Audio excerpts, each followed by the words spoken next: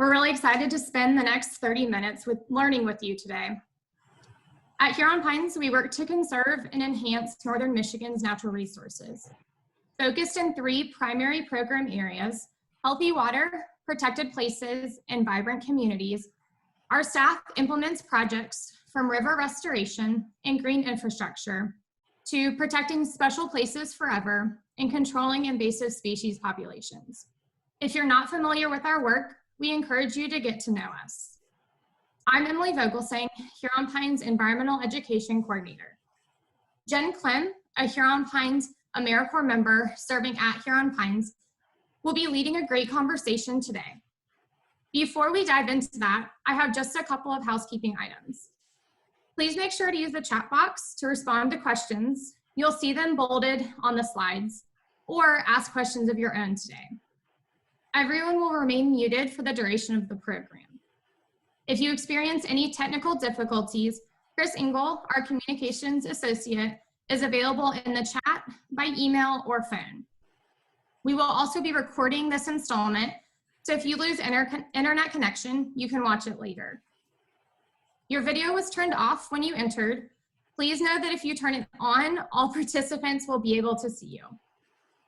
And finally, I want to acknowledge the incredible funders that support Huron Pines education program: the Great Lakes Fishery Trust, Consumers Energy Foundation, the U.S. Forest Service, the Michigan Department of Natural Resources, the U.S. Endowment for Forestry and Communities through the Healthy Watersheds Consortium program, and individual donors and supporters like you.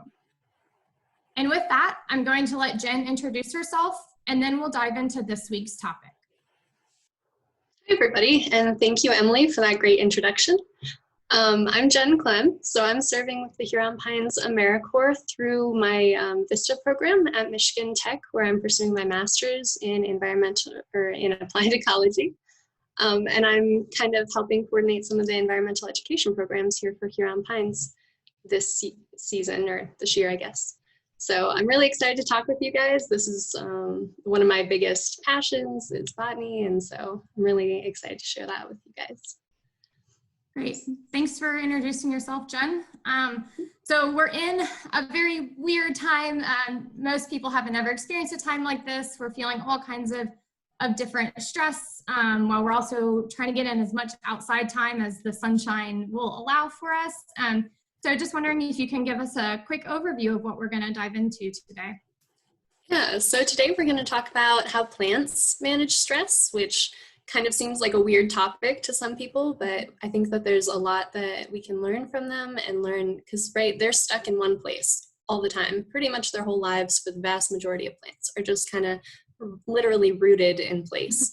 And so now that a lot of us that are used to having this kind of extended mobility and being able to walk around and go places, we're also kind of stuck in one place. So what can we learn? Some tips and tricks from plants. And then we'll just kind of end with a Q&A, so you guys can feel free to comment in as things come up, but we'll also have that time set aside at the end too.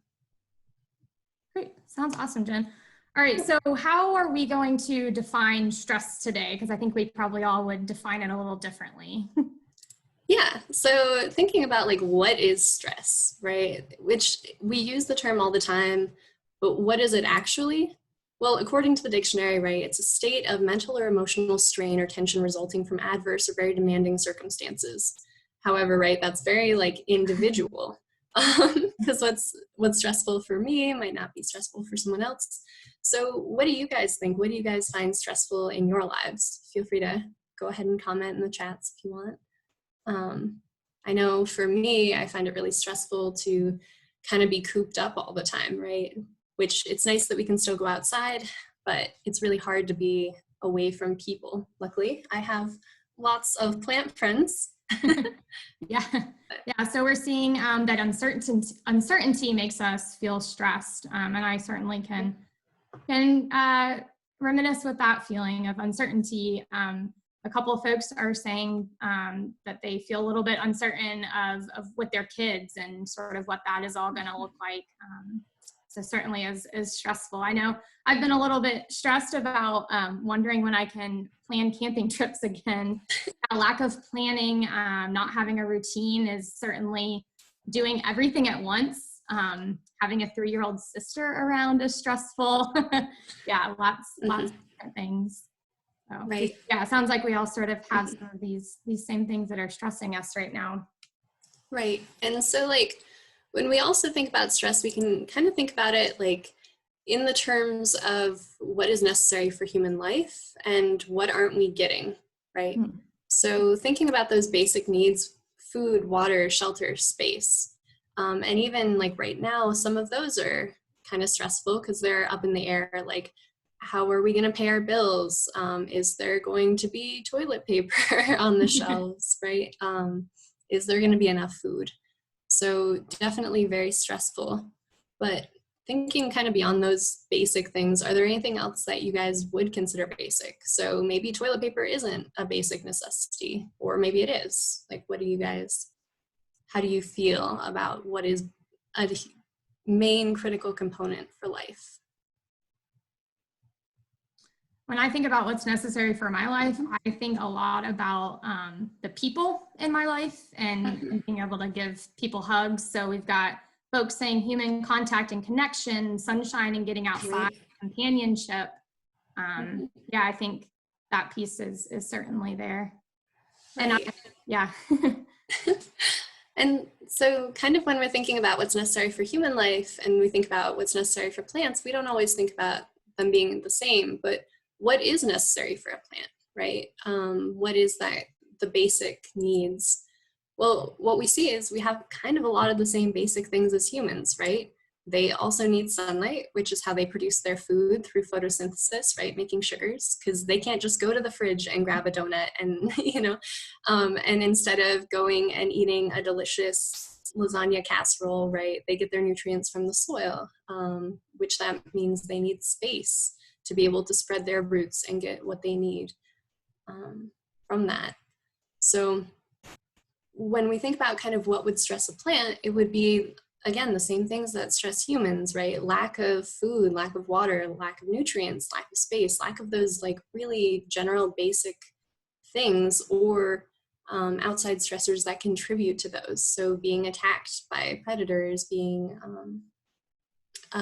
under onslaught. So yeah. So it sounds like, I don't think so much about plants being stressed unless we hear it on the news of being in, times of drought, or certainly on the lakeshore of Michigan with, across Michigan with all of our high lake levels, plants, water-based plants are certainly stressed, I would imagine. But I wouldn't have thought about some of that competition and that side of it.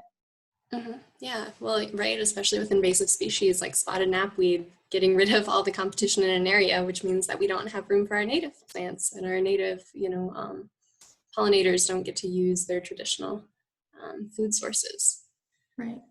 So what does it look like then so we as humans, we know sort of how we manage our stress. How do plants, how are they managing stress if they can't get up and go take a walk when their family is stressing them out, or a dog is barking to go outside?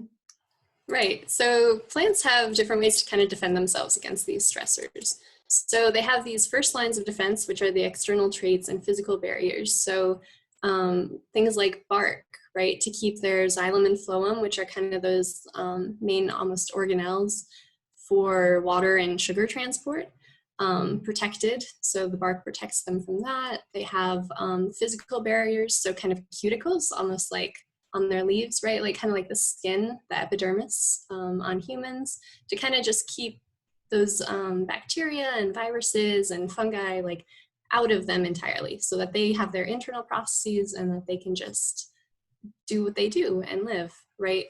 But when those fail, when inevitably someone starts peeling off bark, or a bug starts munching on a leaf, they have secondary lines of defenses to kind of help with those stressors.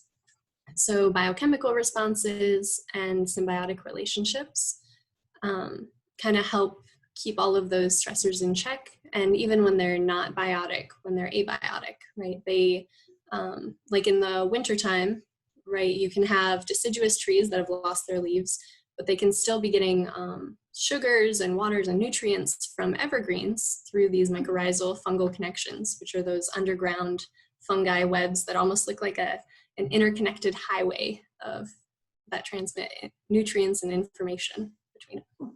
Can you say that word again, like the fungal connections? Yeah, so mycorrhizae, mycorrhizal fungi.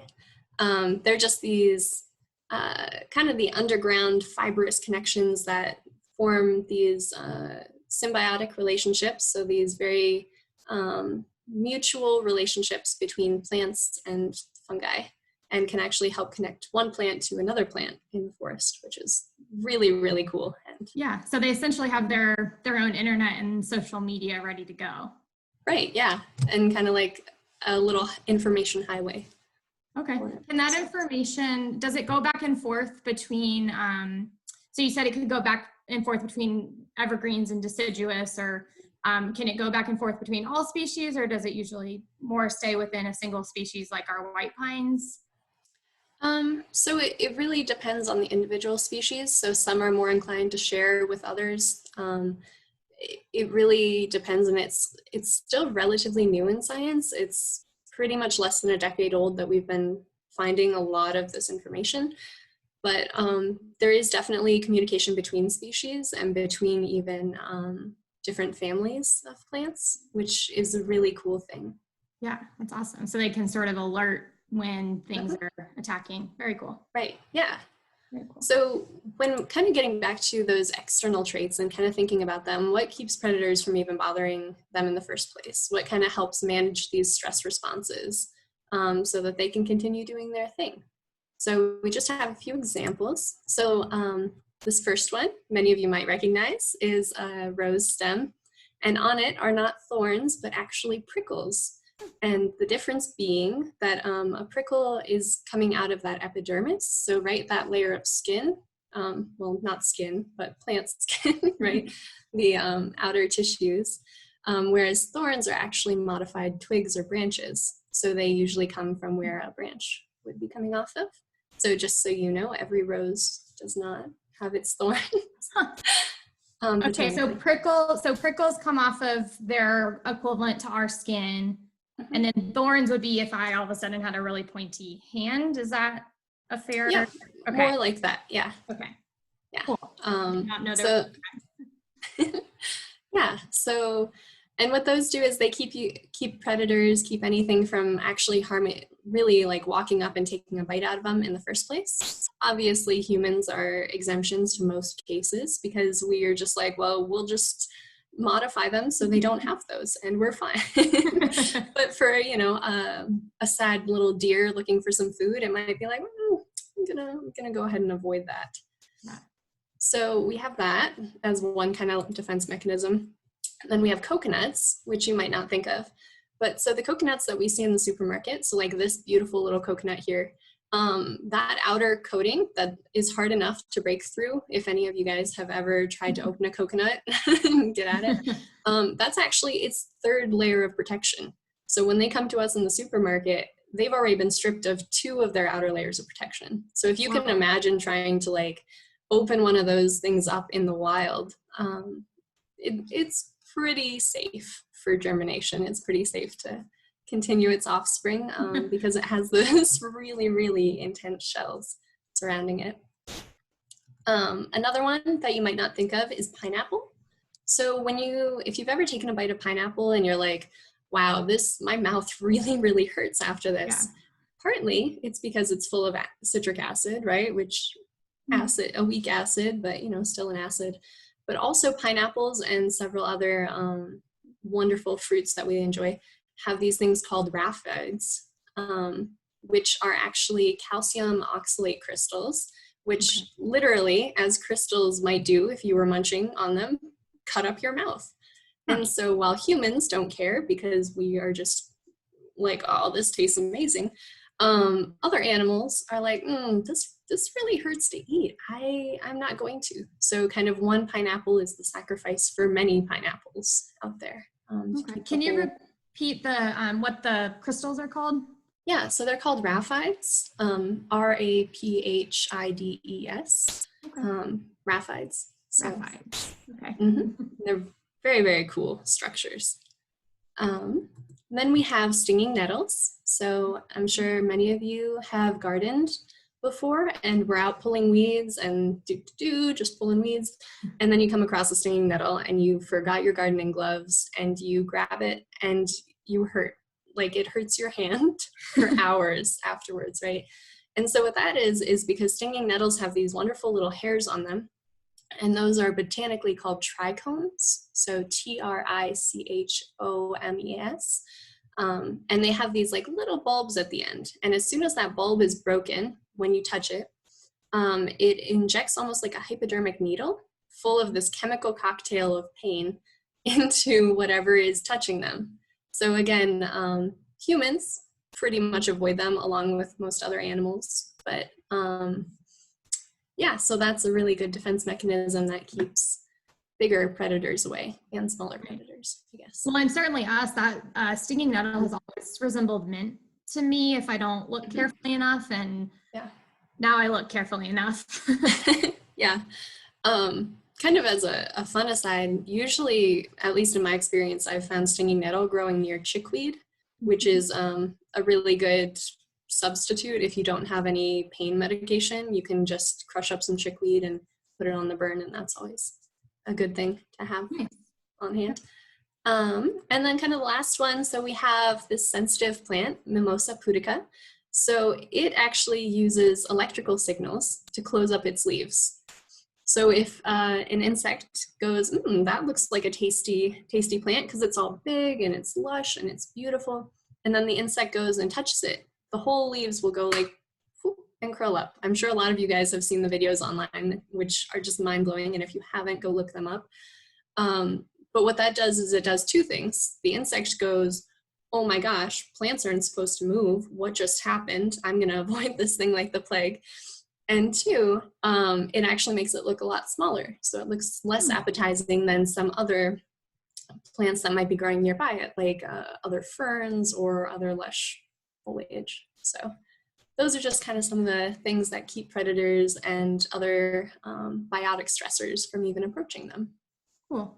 So what happens when those fail? So I imagine there are species that don't care about stinging nettles hurting, or certainly humans, we have come up with our own ways to avoid the harm. So I'm assuming that other animal species have done that. What happens at that point? Because obviously the species are still surviving. Right. So we have kind of, well, not we, but plants have kind of a couple different response mechanisms to that. So they can release chemicals internally. So like say an aphid were coming up to a plant and wanted to take some bites of it, and they started spreading all over the leaves. What the plant can do is it can recognize, oh, I'm being eaten by an aphid, and then release chemicals specific to make it taste worse for those aphids and just make it taste bad in general. And it can also, each individual plant cell has the ability to do that. So unlike humans, which have kind of a central immune response that kind of goes over the whole body, each individual plant cell has that ability in and of itself. And so what they can do is they can say to the cells around them, like, oh my gosh, we're being attacked, everyone just like die. And so then what you do is you'll get like kind of these dead spots on leaves, or even a whole stem could die back, right, if the whole plant is bigger, to keep the aphids from being able to get the nutrients that they needed, nutrients that they wanted. They might leave just because it tastes bad. So those are kind of an initial response to some things. You also have chemicals that can be released externally. So things that if a caterpillar, say we're munching on a leaf, what a plant could do is release chemicals into the air that would draw in something like, say, a parasitic wasp that would come, and the plant would be like, hey, I have a delicious, tasty caterpillar for you right here. And the parasitic wasp would be like, oh, hey, thanks. And then come take the caterpillar away to its certain doom, right? And then the other plant, it could also release chemicals that would let the other plants around it know, hey, this type of caterpillar is attacking me. You might want to start boosting your internal defenses against it. And so what scientists have found is that the plants that get that early warning system actually respond better over the long period. So to help deter those caterpillars from getting what they want overall. So, which is really cool, right? Like The idea Yeah. of plants kind of talking to each other, having these little chit chats, venting is a fun thing. Yeah, and I know I have certainly seen wasps and other things go to caterpillars or other prey that are, living on plants, but I don't think I ever realized that piece of it. I assume they would go sometimes regardless of the plant's communication, but I didn't realize a piece of it was those external chemicals that they had the ability to put out. Right, yeah. And again, it's not the newest research. I think a lot of it is from like 2012, 2013, but still, right, within the last decade, we're finding out like, oh, hey, maybe our idea of how plants work isn't what we thought. Right. And then kind of, as I mentioned before, right, they have that reliance on symbiotic relationships. So kind of those fungal connections can really help. And so this is just kind of like a quick diagram of what that actually looks like. So with those HIPV, which is not a disease, it is herbivore-induced plant volatiles. So those chemical compounds that are being thrown out into the air. Essentially just a bat signal for the wasp. Or right. the predator. Okay, very cool. Yep. Yeah. So then what happens once that stress is happening again, right? Because for a lot of perennial plants, right, so you have annuals, which are only 1 year, and then you have perennials that come back year after year. It might not be a big deal for annuals, but it might be a bigger deal for perennials, right? Like if they undergo a drought one time, what happens if a drought happens again? And so what scientists have been starting to find is that plants have this amazing ability to kind of remember these stressful situations. And it's not really like, hey, I went to the store yesterday and I had some tacos. Like, it's not like that kind of memory. I mean, that we know of, but probably not that kind of memory, but more like how our bodies, if we get the flu one time, we can remember it and then know how to act on it again, right? Because we have our cells have their own cellular memory. So more along those lines. Okay. Yeah, so just kind of another diagram to kind of illustrate that response. So a plant that underwent dehydration, and then, oh my gosh, some rain came and it was saved. And so the second time it comes around, it's like, instead of being like, oh no, I'm dying, help me, it's like, oh, okay, I've been through this before, rain will come, it should be good. Okay, so it's, I think I thought about that kind of thing on more of an evolutionary time scale, but it happened within a single plant's life cycle that they can remember that stress. Okay. Yeah, although if we start getting into epigenetics, right, which is again kind of a new field, potentially that can be passed down to the offspring and that stress memory, but which epigenetics is a cool field in and of itself too. Yeah, lots of incredible research around plants and all of this going on right now, it sounds like. Yeah, so to kind of wrap it back around, how can we apply it to our own lives? So a lot of us right now are stuck inside our homes, right? We are kind of like little plants, right? We're trying to get food. We're looking in our pantries. We're like, all right, I have some rice, I have some beans. Like, how do I combine all these? How do I make this into something that works to fulfill those basic needs? So what do you guys think that we can kind of take from plants, from what we've been talking about today? How have plants manage stress in ways that you think you might be able to apply? Kind of like maybe using those lines of communication, right? Reaching out to the plants that are around you, maintaining a 6 feet minimum distance, of course, but like, can you reach out to other nearby people or friends or plants? Can you maybe rely on the internet, those kind of fungal internet highway connections? Is there anything that you can do to physically protect yourself, physically protect your homes during kind of self-quarantining? Yeah, I think a lot about particularly those fungal relationships and communications, and then also sort of that bat signal volatiles ability that they have to say, hey, I'm not doing okay, can someone come help me, kind of thing, which I'm specifically not good about saying, hey, like, something's going on here. Somebody come in and swoop in and help me. So yeah, that's a cool way to think about it. Yeah. So kind of as a take-home activity sort of thing, if you guys want to do it, next time you get a chance to go outside, which we're still free to go outside generally, so take a walk around the neighborhood or even look out your window. I have some beautiful hedge shrubs in front of me, and kind of think about how do you think that those plants might handle stressful encounters, and like what would actually be their main stressors, right? Do you have a lot of caterpillars? Do you have a lot of slugs around? Are you somewhere where it's really hot all the time? Are you somewhere where you have harsh winters, like northern Michigan? What do you think would stress out kind of the plants around you? Cool. Thanks for sharing that activity, Jen. I think it's a great idea, and I'm definitely gonna jump outside and try that once we wrap up here. For everyone on the line, if you are looking for other ways and ideas to get outside right now, be sure to check out the Stay Connected to Nature page at huronpines.org. And that is going to wrap up today's content. We really appreciate everyone joining us today. I have a few quick wrap-up items, and then we do have time for questions. Feel free to go ahead and start chatting those in. So as part of our effort to understand how we can continue to improve education programming, we'd really appreciate a couple minutes of your time to fill out an evaluation survey at the end of this. Chris is going to put that link into the chat box as well. We have an overview document that is highlights sort of the main points that Jen shared today, as well as provides additional resources. If you pre-registered with Chris, you will automatically get that. If you didn't pre-register, just email Chris at huronpines.org and he'll get you that information. And then be sure to join us every Thursday this month at 1 p.m. Next week, we are going to cover an introduction to native plant gardening. So if we have any questions, we can answer those. And I do have one question. Jen, you mentioned the plant that can help with stinging nettles.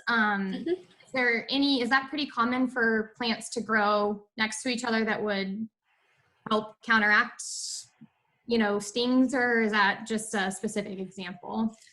I think it really depends on where you're at and what the plant itself is. In my experience, you tend to see it a lot, and especially like with traditional knowledge and traditional ecological knowledge,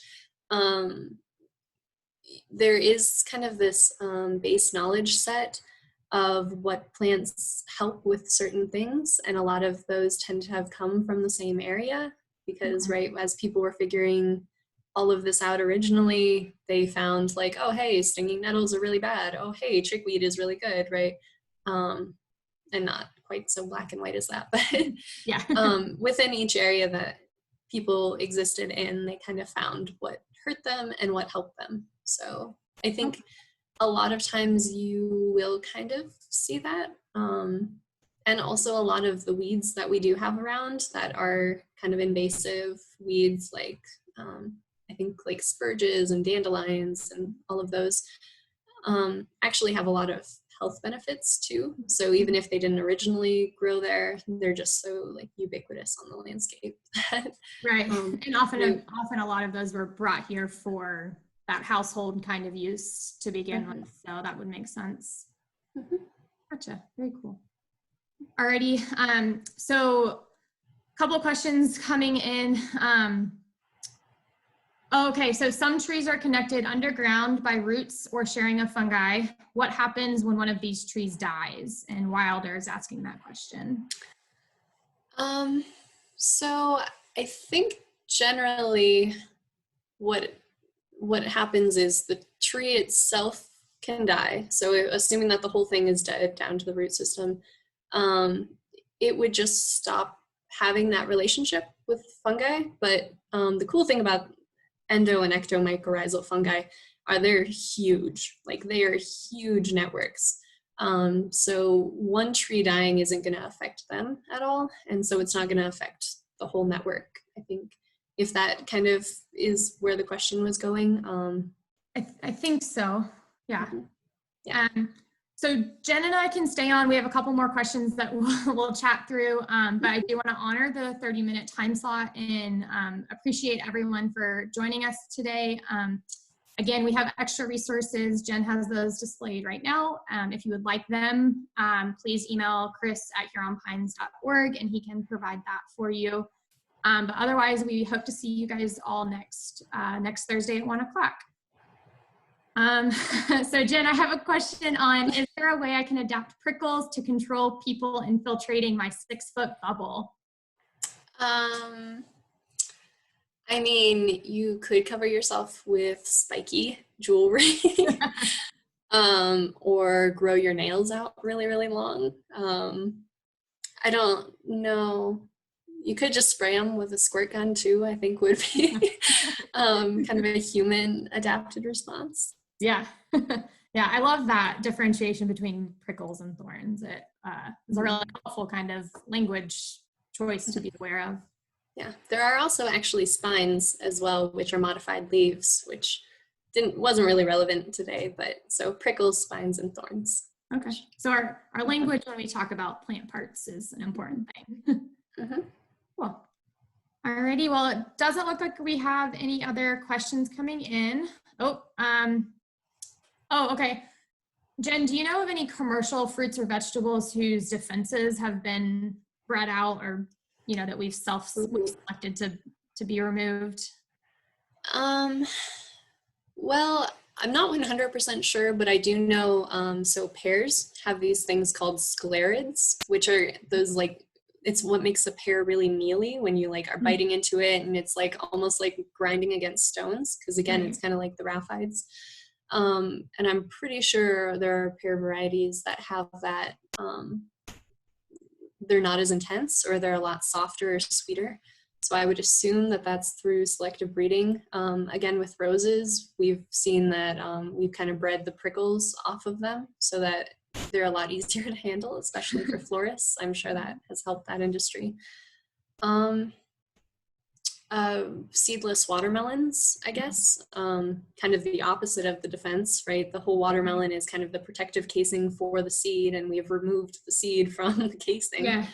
And similar to strawberries, right? The red part on a strawberry is actually the receptacle for the seeds, which are the dried achenes, which are the actual fruit of a strawberry. And so seedless strawberries too they're not losing their seed, they're actually losing the fruit. So okay, things like that. Gotcha. So sounds like there have been a lot of that sort of commercial fruit vegetable alteration to remove some of those defenses or some of the parts that we have no use for as humans, and we can continue propagating the plant just fine.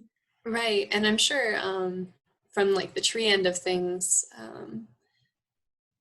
especially like within the commercial plant industry, there have been a lot of breeding, I think, to get rid of some of like the thorns on honey locusts and things like that, so that they can look really nice and pretty and you don't have to worry about being stabbed by them. So things like that are really common. Okay.